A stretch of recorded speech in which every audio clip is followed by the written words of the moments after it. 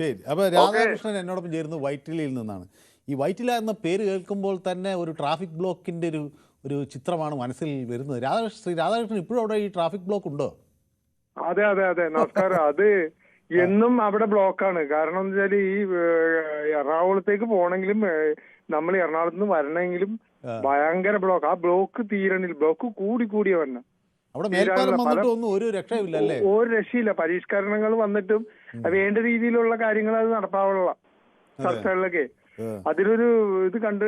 പക്ഷെ അതൊന്നും അല്ല നടപ്പാവുന്നത്, വേറെ രീതിയിലാണ്. അപ്പൊ അങ്ങനെ വരുമ്പോഴത്തേക്കും ബ്ലോക്ക് മാറണില്ല. എന്തോ ആരുടെയോ ഒരു താല്പര്യം ബ്ലോക്ക് അവിടെ നിന്ന് പോകരുതെന്ന്. കാരണം അല്ലെങ്കിൽ പിന്നെ ഇത്രയും ഇതല്ലേ ബാക്കി എല്ലാ സ്ഥലങ്ങളിലും ഒക്കെ ബ്ലോക്ക് ഇല്ലാതെ ഇത്രയും നന്നായിട്ട് പോണ ഒരു ഇതല്ലേ. അപ്പൊ ഇവിടെ മാത്രം ഇങ്ങനെ കെട്ടിക്കിടക്കണ വണ്ടികൾ. ശ്രീ രാധാകൃഷ്ണൻ എന്ത് കരുതുന്നു? അങ്ങക്ക് ഈ അടുത്ത തെരഞ്ഞെടുപ്പ്, ഇപ്പൊ തദ്ദേശ തെരഞ്ഞെടുപ്പ് വലിയ ആത്മവിശ്വാസമാണ് കോൺഗ്രസിന് നൽകുന്നത്. അത് അവരുടെ നിയമസഭാ തെരഞ്ഞെടുപ്പിലെ വിജയത്തിന് ആവേശം പകരുമോ, അതോ ഈ വിജയത്തിൽ ആഘോഷിക്കുന്നവർക്ക് കാലിടറുമോ, ഇടതുമുന്നണി തെറ്റിതിരുത്തുമോ? അങ്ങക്ക് എന്താ തോന്നുന്നത്? അല്ല, ഇതില് ഇപ്പൊ ഇതുവരെ കോൺഗ്രസിന്റെ വേണ്ട അത് ജനങ്ങളുടെ ഒരു ഭരണത്തോടുള്ള ഒരു ഇതുണ്ട്, വെറുപ്പുണ്ട്. അപ്പൊ അതെല്ലാം കൂടി കോൺഗ്രസിന് ഗുണം ചെയ്യുമ്പോ കോൺഗ്രസ് തന്നെ അധികാരത്തിൽ വരും. അപ്പൊ അങ്ങനെ വന്നാൽ ആര് മുഖ്യമന്ത്രി ആകാനാണ് കൂടുതൽ സാധ്യത? അത് രമേശ് ചെന്നിത്തലയാണ് സാധ്യത. അപ്പൊ നമ്മുടെ വി ഡി സതീശന് അങ്ങയുടെ ജില്ലക്കാരനാണല്ലോ, സാധ്യതയില്ലേ? അതെ അതെ, ശരിക്കും ആണ്. പക്ഷെ വരാവുന്നത് ആ സമയത്തേക്ക് രമേശ് ചെന്നിത്തല ആവുള്ളൂ. കാരണം അങ്ങനെ ഒരു ഇത് വരും.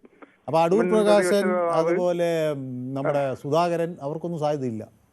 അവർക്കൊന്നുമില്ല, എന്തായാലും വരില്ല. കാരണം ആ സമയം ആകുമ്പോഴത്തേക്കും മുൻ പ്രതിപക്ഷ നേതാവും പിന്നെ പുള്ളിയുടെ ഒരു ഇതൊക്കെ ഉണ്ടല്ലോ, അതനുസരിച്ച് പുള്ളി തന്നെ അത് വരും. അല്ലെങ്കിൽ അത് പ്രശ്നങ്ങളായിരിക്കും. ആ ഗ്രൂപ്പിന്റെ ഒരു ഇതൊക്കെ അന്ന് ഇത് ചെയ്യും. കാരണം അതുകൊണ്ടാണ് ആ മത്സര രംഗത്ത് പല എം പിമാരും ഒക്കെ ഇപ്പൊ മത്സരിക്കണമെന്നൊക്കെ താല്പര്യപ്പെടുന്നതൊക്കെ.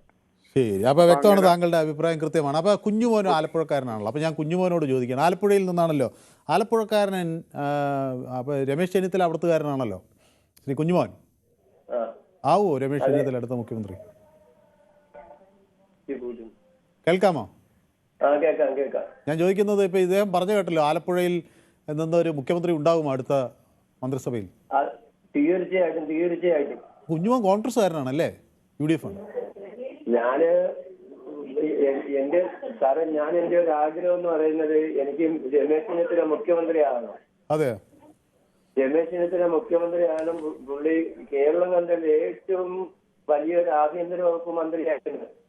പല കേസുകളും പുള്ളി പിന്നെ കഴിഞ്ഞ കാലങ്ങളിലുള്ള എല്ലാം കുത്തിപ്പൊക്കി പല പ്രശ്നങ്ങളിലും എല്ലാം നേരിട്ട് ഇത്രയും ഒരു ആഭ്യന്തര മന്ത്രിയെ കേരളം കണ്ടതിൽ ഏറ്റവും നല്ലൊരു, അതുപോലെ തന്നെ മുഖ്യമന്ത്രി പുള്ളി ആകണം. പിന്നെ പുള്ളി കൊണ്ടുവന്ന കാര്യങ്ങളെല്ലാം ശരിയാണെന്നുള്ളതാണ് നമുക്ക് കാണാൻ സാധിച്ചിട്ടുള്ളത്. സാറിന്റെ പേരെന്താ? എന്റെ മനു ഭരത്. മനു ഭരത്. മനു ഭരത്.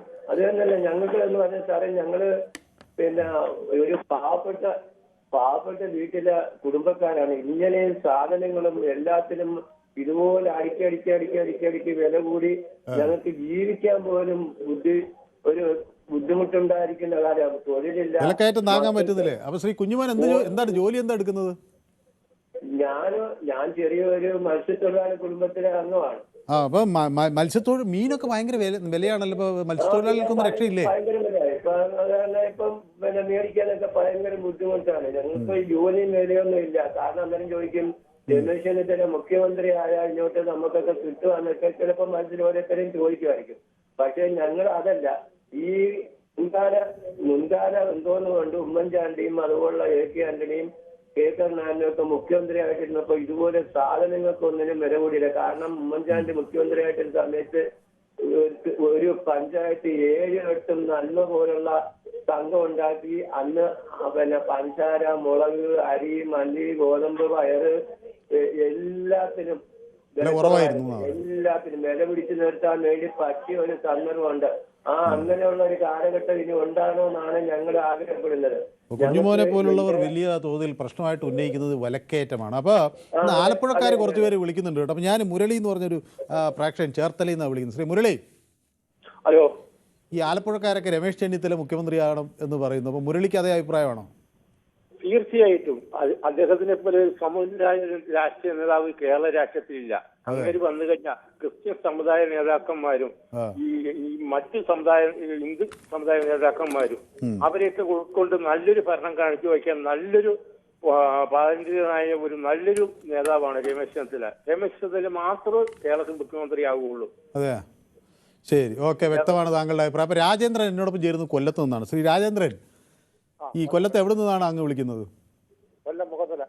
മുഖത്തല, ഓക്കെ. അപ്പോൾ ഈ കോൺഗ്രസ് അധികാരത്തിൽ വന്നാൽ രമേശ് ചെന്നിത്തല മുഖ്യമന്ത്രിയാകും എന്നാണ് ഇപ്പോൾ ആലപ്പുഴയിൽ നിന്നുള്ള പ്രേക്ഷകരൊക്കെ എന്നോട് പറയുന്നത്. ശ്രീ രാജേന്ദ്രൻ എന്ത് കരുതുന്നു? അടുത്ത തെരഞ്ഞെടുപ്പ് വരുമ്പോൾ ആർക്ക് മുൻതൂക്കം ഉണ്ട് എന്നാണ് തോന്നുന്നത്? അത് ഇടതുപക്ഷത്തിനായിരിക്കും മുൻതൂക്കം. BJPക്ക് ഒരു 10 സീറ്റും കിട്ടും.